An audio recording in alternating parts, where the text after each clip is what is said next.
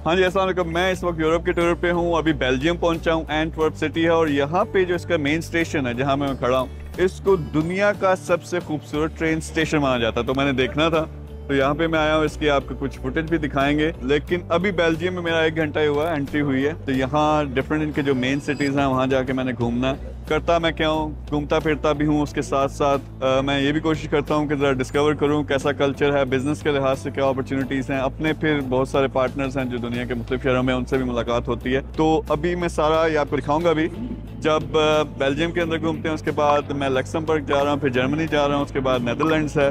तो 4-5 कंट्रीज हैं, 15-20 शहर हैं, आपको घुमाएंगे भी। लेकिन मैसेज क्या है, दुनिया में घूमना चाहिए, दिमाग खुलता है, अपॉर्चुनिटीज बेशुमार होती हैं। कई दफ़ा हम कुएं के मेंढक बन जाते हैं एक जगह पे। कई लोग तो अपने गांव, अपने विलेज, अपने एरिया से ही नहीं निकलते। तो कम से कम निकलो, पाकिस्तान में जाओ, एक बड़ा मिशन बनाओ बिजनेस का, करियर का। उसके लिए दुनिया घूम सकते हो, दुनिया घूमो। और मैं तो इसके हक में बाहर जाना चाहिए।